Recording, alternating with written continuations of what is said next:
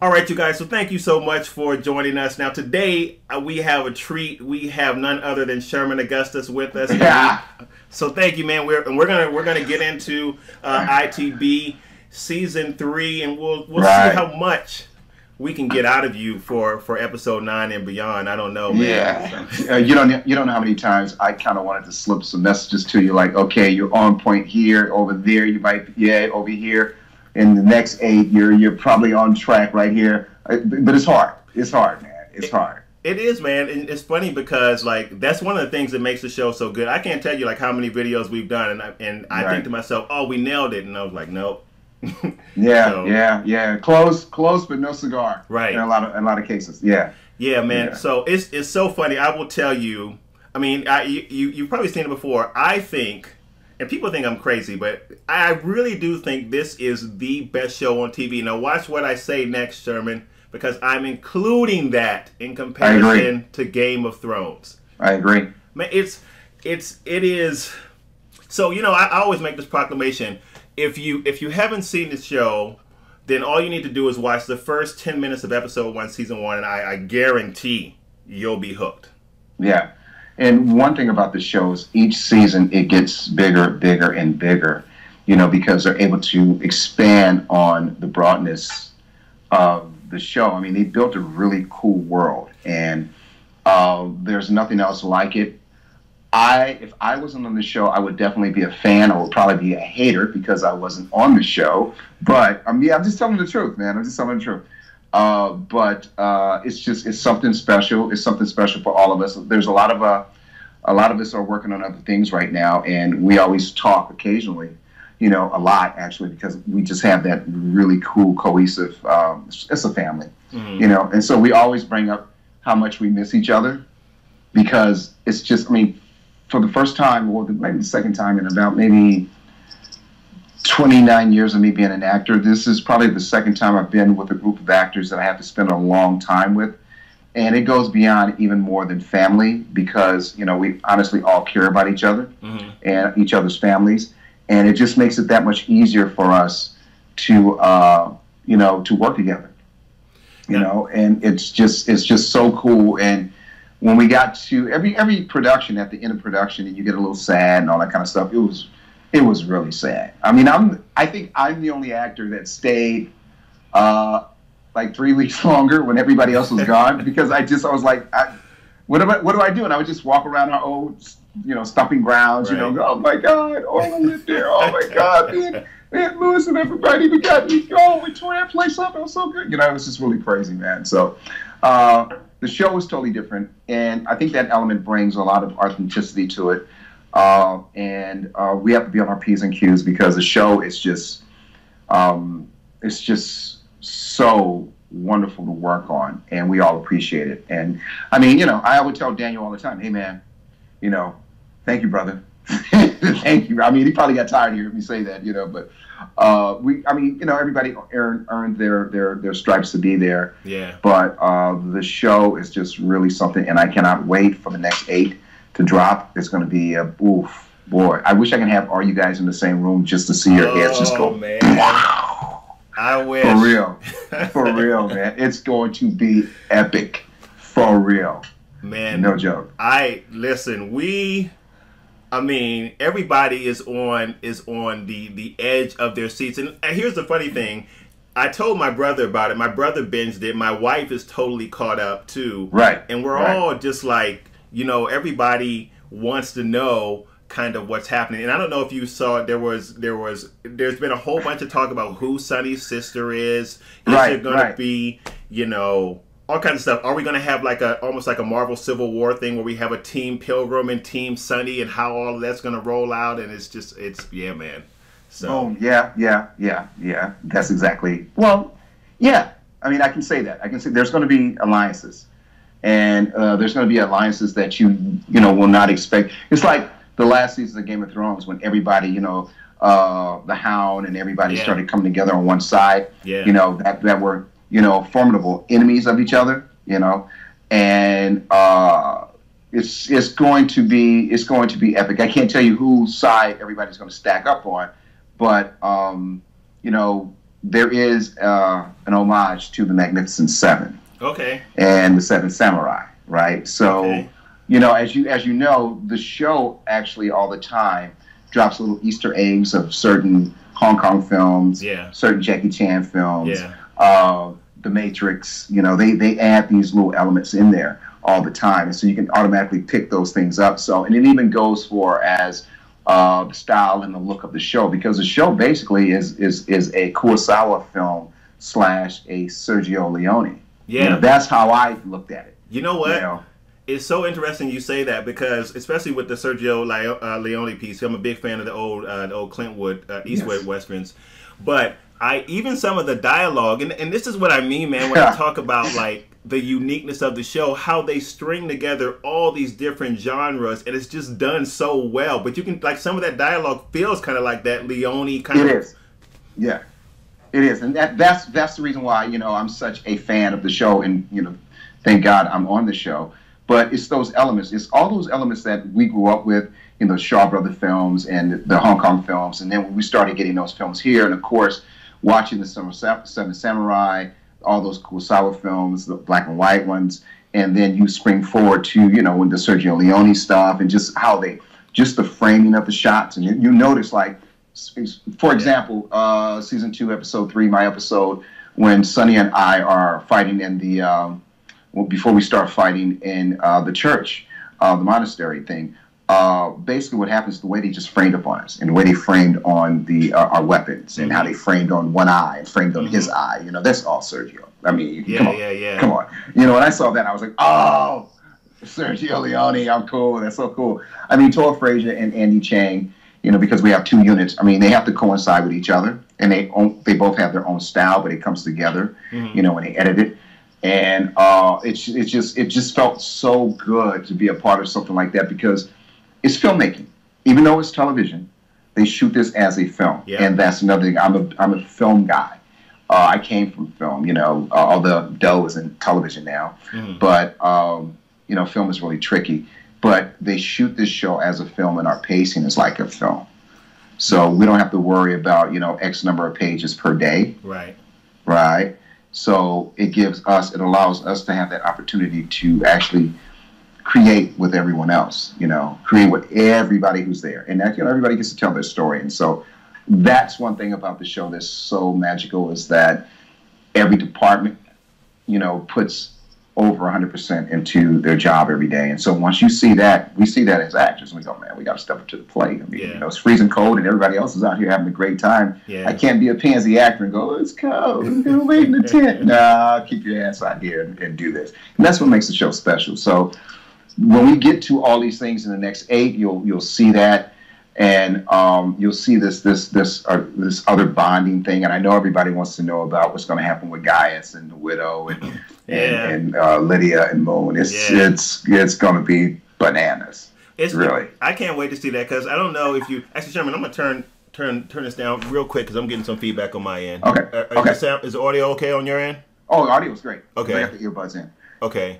So, you know, I will see if I'm wrong, but I did have a theory about Gaius and Minerva, or the widow, which, by the way, I want to put it out there. And if you see Emily Beecham, tell her that she is officially my TV wife, and my real life wife knows it.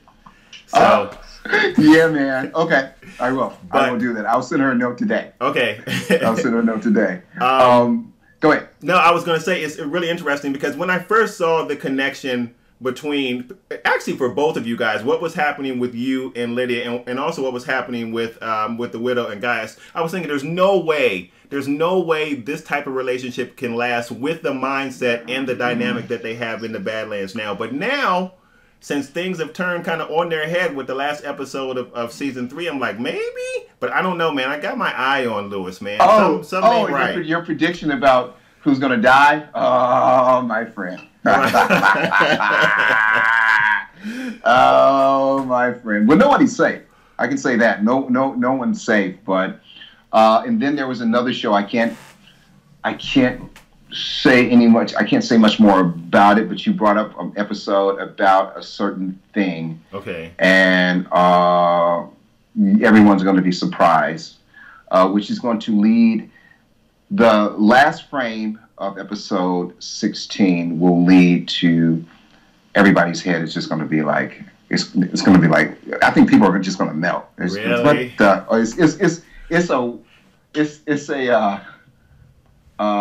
can I say? It is a shut the front door kind of like really moment.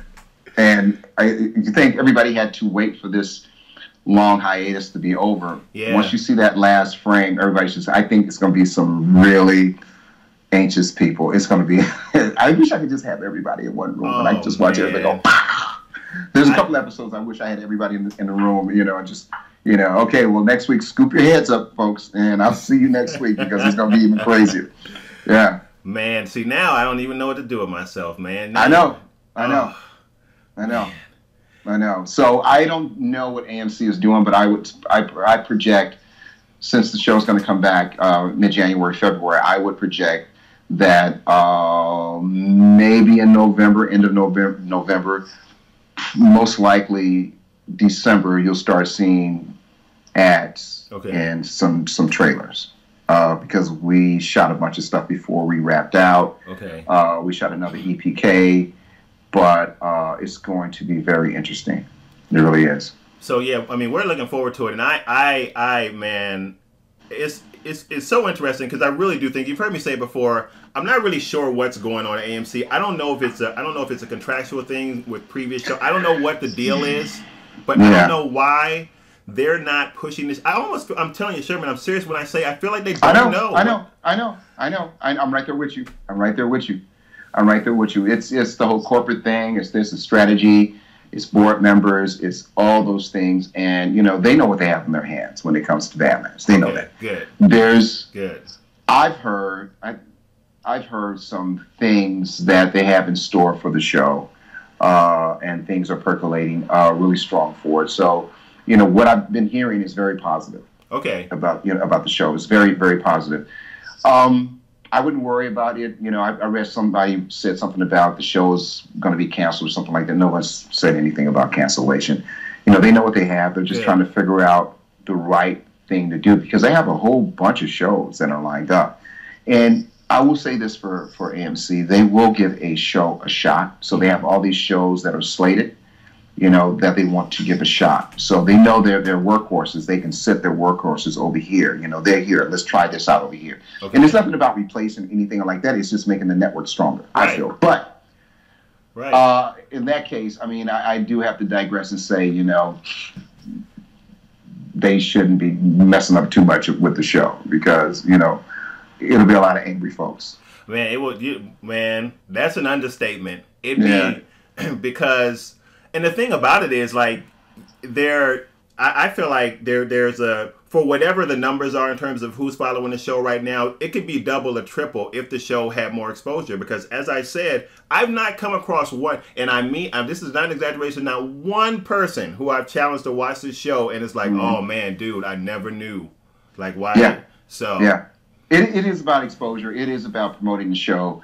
You know, but hey, look, thank goodness for you guys, for what you do, Third Person Podcast, because that's how, when I saw you doing, 2 years ago, when I saw you doing one of the shows, and I watched you after you did my show, I reached out to you because I knew, and then so Daniel reached out, and everybody started reaching out because right now, what you do is the future of television, seriously, because they, trust me, AMC will see this. You know, they follow us on social media. They will see this. They know. Well, and so they know that the fan base is huge. The whole thing about Comic-Con and New York Comic-Con, hey, look, all right, that's fine. Right. That's fine. You know what we're going to do? We're going to continue to bring good product to the fans because that's what we do. I mean, I would be a fan of the show, but I'm glad, you know, you're a fan of the show and other people that are out there love the show. And so that's why we do this. Yeah. You know, when we're out there in the freezing cold and we're doing these things, it's not about, you know, us or whatever the case. It's about, you know, we're providing a product that makes people happy. And that's, as an actor, that's all I want. Right. It's just to make folks happy. Right. You know, it's a job. You clock in like everybody else. Sure, there are some perks and everything, you know, that come along with it. great byproducts that come along with it. But at the end of the day, what it is for me, it is about work, and I love to see people happy. And if that's the way I can contribute to someone being happy, then cool. I entertain someone, and I want everybody to be entertained. Yeah, I mean, it's massively entertaining. And then just to go back, then cool.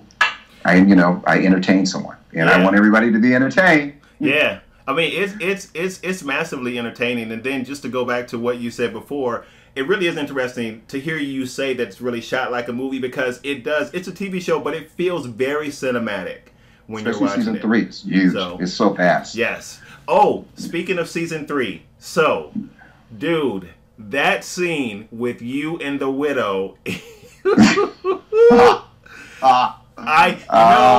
When I did my ranking video, I had that scene. It was really hard because it was a toss-up between you and the widow and Castor and Gaius in terms of who. Because the Castor Gaius fight was like, I was there that day. I went there to work out because we have our own private facility there, and so they were in the stage across the hall. Mm-hmm. And so I just moseyed on. Let me go see what these guys are doing. I'm like, seriously, I was like, what the?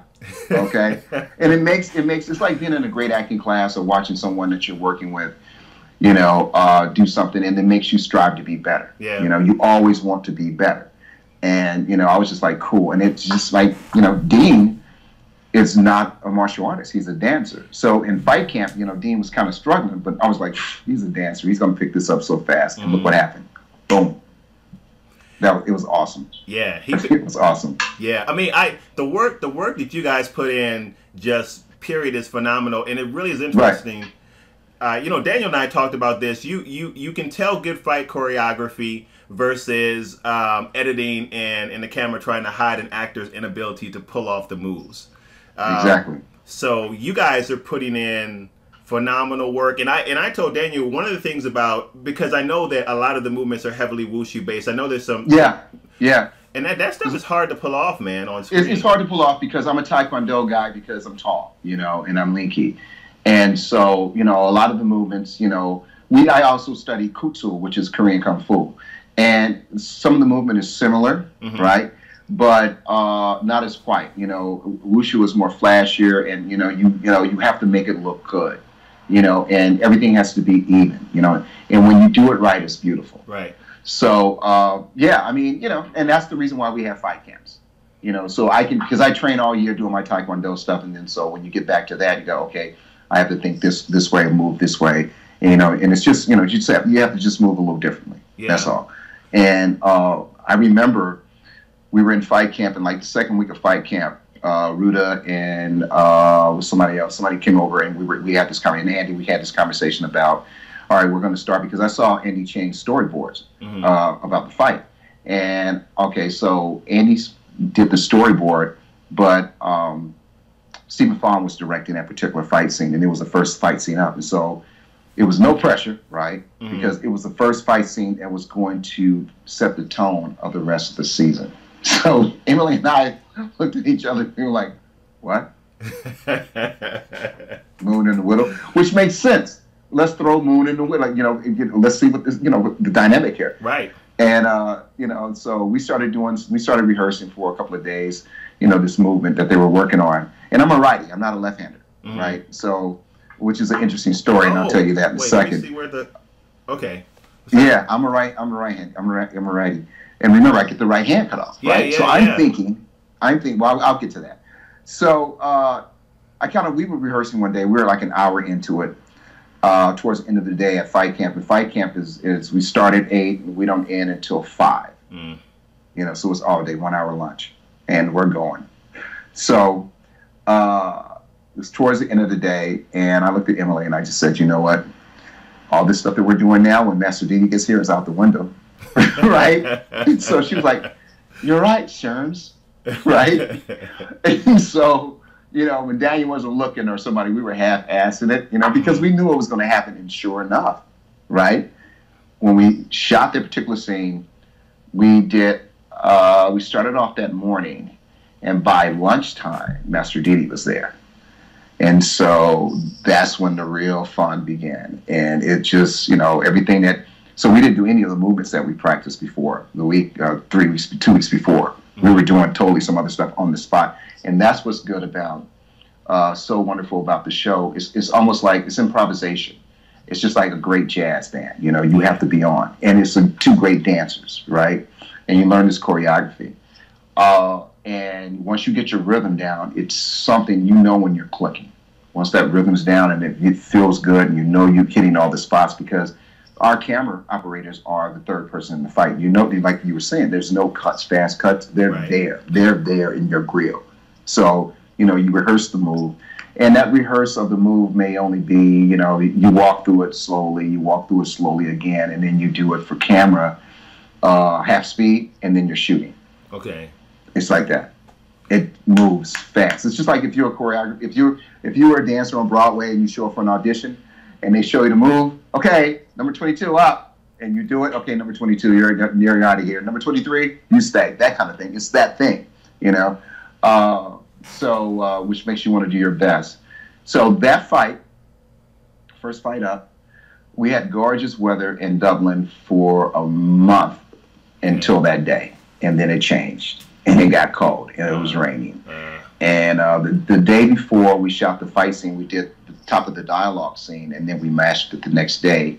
And it took altogether, it took about a month to shoot that scene, because we had to go back because the weather was all jacked up. Wow. So those pieces, but that scene was just, it was awesome.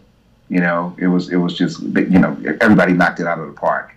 And I was kind of worried because 2 weeks before we had fight camp, I'm downstairs and I'm working with my sword. I'm doing my sword work for the 18th time that day, you know, and with my right hand, because I'm thinking I'm going to get the articulating, you know, Darth Vader hand. I'm going to get that right. No, not so lucky. So I get an email from Daniel. Hey man, hope all is well. See you in a couple of weeks. And oh, by the way, you are practicing with your left hand, right? And I'm like, oh, dude. I start sweating bullets. So I do that. Oh, absolutely, man.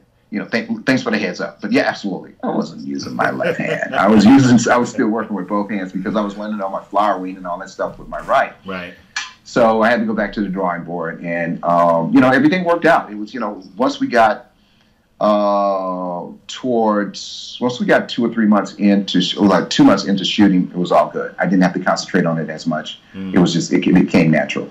But then I got the moon sword back, and it became another thing because that's a lot heavier. Okay. So, but it was cool. It was cool. You know, you adapt and you do what you need to do, and you know, you go home and you practice, and you know, because again, you want to do your best, and you don't want to be the slow cog that slows everything up, right. You know, in that spoke. So yeah, so that's an interesting story. You know, I'm downstairs. Yeah, of course, man. Left hand all day long, brother. you know, left hand. No, not so lucky. Man, you know, it's interesting that you bring up the moon sword, because one of the things again that I love about the show, and this is a shout out to Giovanni, is how. Yes. Everything. This is actually a shout out to Giovanni and Steven and Master Didi and all those guys who were doing the fight choreography. Is how everything is tailored to the character. So when I look at your character, and I'm looking at even what you're wearing, because your character is a powerful character. Just yeah. So, and the fight style that you have is very, your strikes are very heavy, very powerful. Yeah. The weapon he's a slasher. He's a slasher. Yeah. He's a slasher.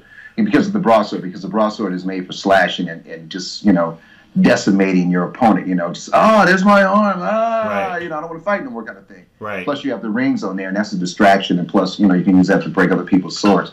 And as far as Giovanni's concerned, I remember getting an email from Giovanni also before I showed up, because I got a surprise for you.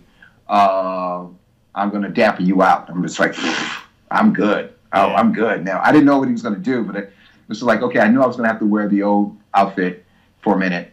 And then I was going to get this new outfit. I didn't know I was going to be a regent. You know, I didn't know any of that stuff, because you don't know until you get your scripts. Okay. You know, and so we get the scripts. You know, you get two scripts about, like, you're already in the shooting, so you get the next 2 episodes maybe a day, 2 days before you start shooting the next episodes, so there won't be any leaks.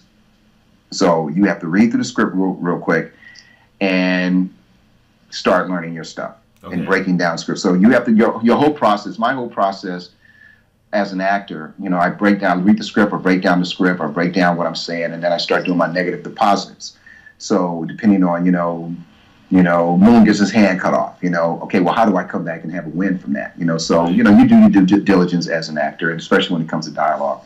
So you break down everything, and you start learning your positives and negatives, and you want to, or your negatives to positive, and you want to make. I always want to go, if it's a negative, I want to end it at the positive all the time, all the time.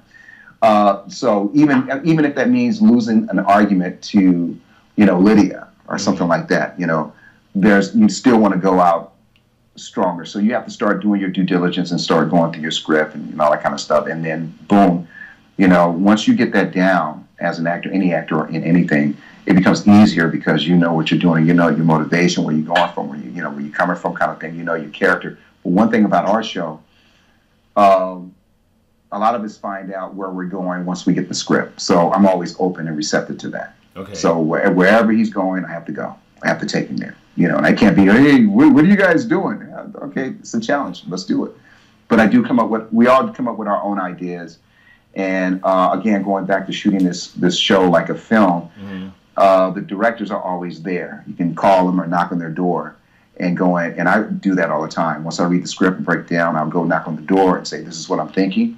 And if we're on the same accord, then basically, I think you heard me say this before, then basically I give them license, like, if this is what we're going for, and they agree to it. If I'm not doing it, you know, pull it out of me, because this is such a great idea. Okay. So the one thing about this show is such a huge, gigantic collaboration, and that's very rare in television. It really is. Yeah, I was talking to Daniel, and he was trying to talk about the same thing with all of you guys working together, and I said, man, it must be something, because I'm sure there are other shows, other things you've done where it's not been that way, where you know, so. Yeah.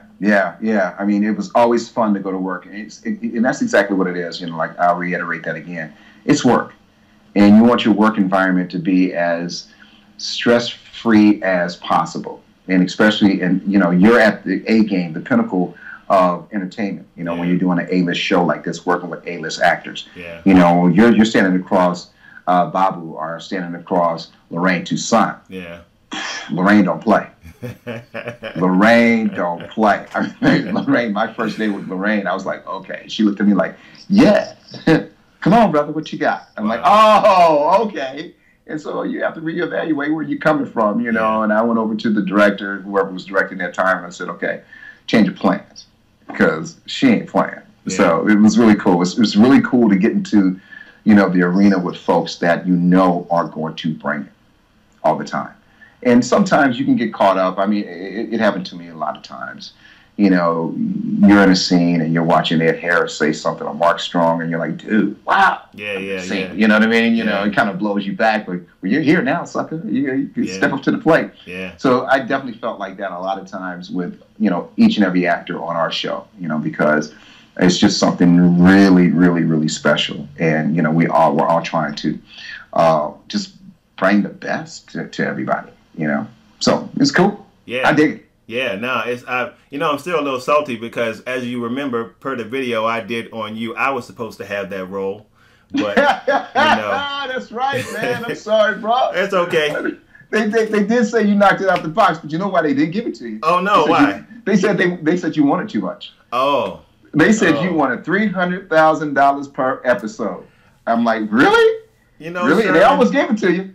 I'm just trying to eat like everybody else, man. Tell me about it. Just want to get the bills in on time. That's exactly. That's it, man. But, absolutely. I mean, you do know they offered it to Wesley Snipes, right? Yeah. You know what? I'm glad you said that. So let me make a comment about that, because and I like Wesley. Me too, man. I'm a fan and you know, and a friend. You know, I dig his work. Yeah, I don't, you know? But I just think from an acting standpoint, especially. I don't think Wesley could have pulled off the dramatic scenes as well as you do. And I just, oh man, thanks, man. Yeah. Thanks, because I'm a Wesley fan, you know, and in Wesley throws as an actor. Yeah. You know, and seriously, and how that went down, it was after that bridge scene was my first day. You know, I waited for 4 weeks, didn't hear anything, you know, and I was like, man, you know. And I get a phone call from Susan Heller. Can I want to get you on the plane to Into the Badlands on 2 o'clock? Can you leave at 4 o'clock this afternoon? I'm like, what? You know, who is this, right?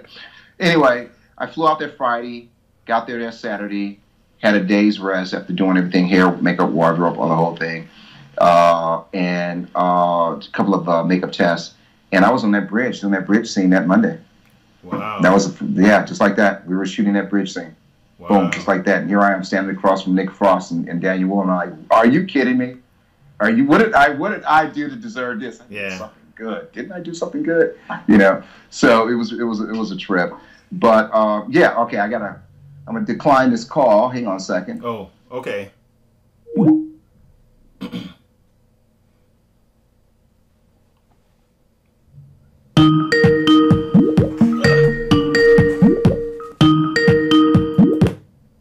We got disconnected, dude. That's okay. We're good. You got me? Yeah, I got. Yep, there you are. Okay. Let me get myself up. All right, cool. There you go. All right. Cool. Yeah. So, yeah, it was a trip, and so we went out. The fight unit went out that afternoon, and that Friday, and Daniel said, "Yeah, we offered that to Wesley, but we're glad you're here." I'm like, "What? That's so cool," I mean, I think so many things with the way that Moon's character was built. And as I said, I'm a big fan of Wesley because I remember before they were talking about casting somebody else as Blade outside of Wesley, and I was like, you guys need to offer that to Wesley first because he made that role like really good. Yeah. I don't see anybody else if Marvel do bring that back. I mean, sure, Michael B. Jordan is great, and there's a Chadwick Boseman is great. There's a lot of great actors out there. They threw my name in the ring. Oh, did they? Yeah, they threw my name in the ring a couple of months ago. So, but Wesley's Blade, man. Yeah, Wesley's Blade. I mean, and I would fight to see him to reprise that role. Seriously. Well, and Wesley, no, he's great, but he couldn't. I'm just telling you, man. From someone that's looking at the show. Moon, if they had casted Wesley as Moon, it would not have been the Moon that we love about the show, and that is because of the presence that you bring to the show. And Wesley there are things about Wesley that he does not have, in my opinion, that would have made him best fit for the role. I think you're perfectly casted for this role because I fell into that guy really, really easy. Again, my whole process was. I do this whole thing where I let the character evaluate me, right? Because putting on the clothes is easy. Sometimes you're not there until you put on the clothes. When you're in hair and makeup and all that kind of stuff, then boom, you're there. With Moon, it was kind of like, I know this guy,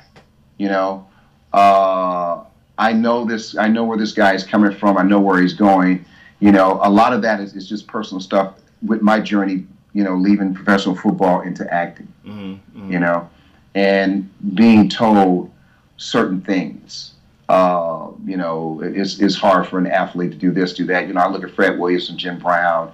There's a whole bunch of Bertie Casey, a bunch of actors who were athletes. Carl Weathers. And they did well. So I looked at that, and then just other personal stuff in my journey, and it just fell right in. And I let the character evaluate me, and one day I said, "Okay, Nathaniel, you're good." Because he would just talk to me. So my first day on the set was like, that guy was standing right there with me. Yeah. Yeah, it was really magical. Yeah, and it's so funny because we were so excited because when we found, like, hold on, wait, there's someone out there that's remotely a match for Sonny. Like, who is this guy? Yeah. So, yeah. And I like the backstory that they gave him season 3 about the whole thing with him being who he was in the relationship that he had with Lydia in the past. Yeah. And so that was something new because I would sit here in my apartment and I would think about I don't want to go back and just have the hate for Sonny and Baji. Right. That would just be one-dimensional. Sure, I want my revenge, but what kind of revenge do I want to get? And not knowing what they were going to write. And so going into it, once I got the information where he was coming from and everything, I was like, oh, cool. Yeah. Something more to play with, Yeah. And I really love the Moon Lydia dynamic. Awesome. I mean, I think the arc for Moon is really interesting, and to see what happens with Lydia will be interesting as well. And you know what? It's funny that you bring that up because one of the things I think that the Badlands does, and this is really special about the show in the sense that the world building is really personified, because the Badlands affects everybody in a negative light. Because I would consider a Moon actually a good and noble character, but at the same time, the Badlands has tainted everybody, Sunny included. So it's really interesting to see that. Exactly. It's how do you find yourself? How do you find your way back from a dark place? You know what I mean? And I really like the way it's set up, and I really like his journey. And then to have his wife and his child killed the way they were killed, and then he comes home and their heads are on the table. Then heck yeah, I would say I'm never loving again. I'm just going to go out and I'm going to just start slashing, dicing, and slashing and dicing people up, or whatever. If you ask me what time it is, I'm just going to just straight bust your grill, kind of thing. So, all those kind of things come to mind. But then once you get into it and you can see that there's this good and this noble person there, then that starts to chip away all of the negativity and just the bad energy that he has around him, and it just takes that edge off, and he goes, okay, maybe I can do this again.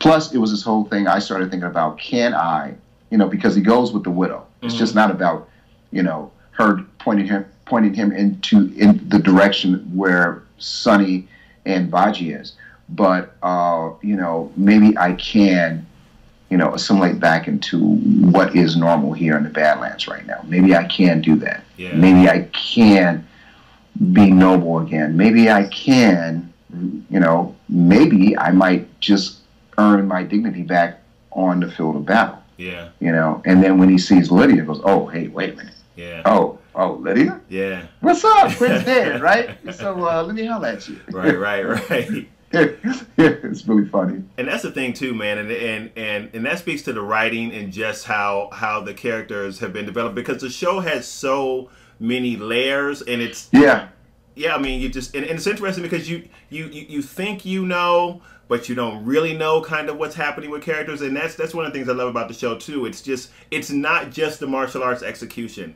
The writing is really good in this show. So especially season 3, if you're going to add all of these actors, really good actors on this show right now, then you have to split it up, and you have to show both dynamics, the martial arts stuff plus the human side of it, and the dialogue and everything.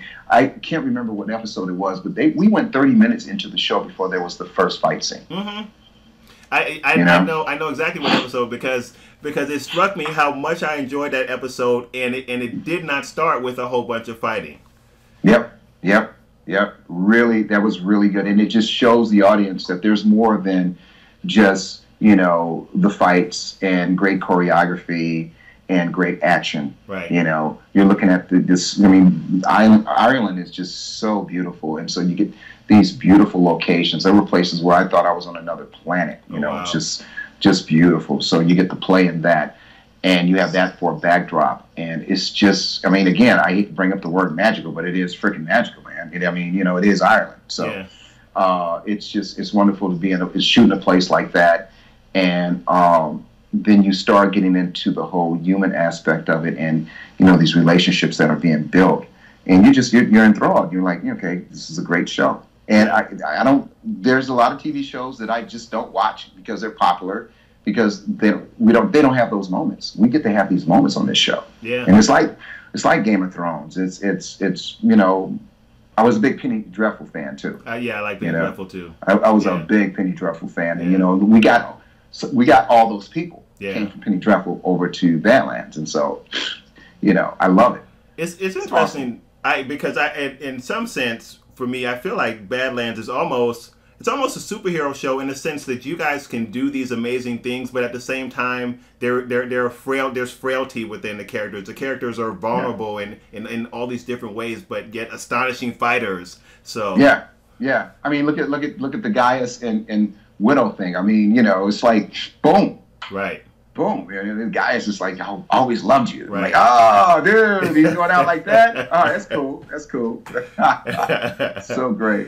It was so great. It was so great to see that, these dynamics. Yeah. And there's going to be a great dynamic between Aramis and Oh yeah. Oh, maybe I shouldn't give that up. All right. I didn't hear nothing. Yeah, I'm not gonna say anything. I didn't hear anything. What? I'm not saying nothing.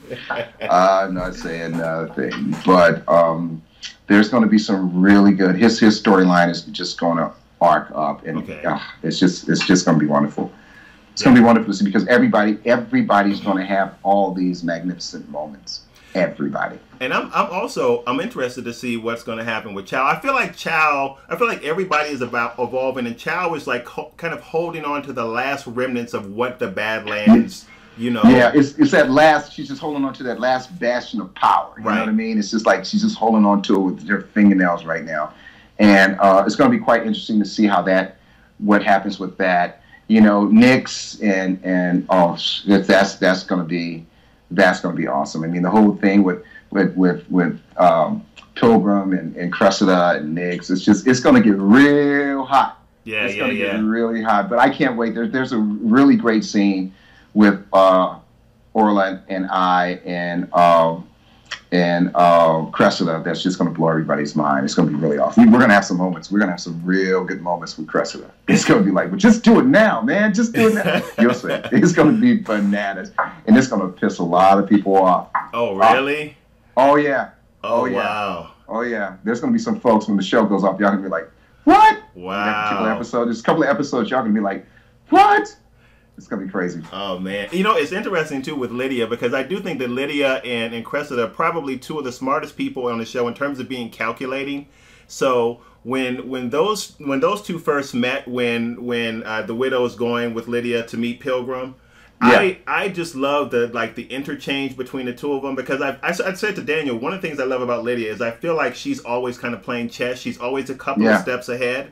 Yeah, and you can say, and one thing about Orla, the way she plays it, it's always in the eyes. She's always doing. It's always in her eyes, and so you can tell that you can tell her. You can see she's thinking. Yeah. And then you know they'll pan around and see her. She's thinking about something, right? Yeah. So it's always like that. So there's going to be a couple of scenes where you see that, and you're going to go, whoa, because she is 5, 6, 7 steps ahead. Yeah. So she's always in.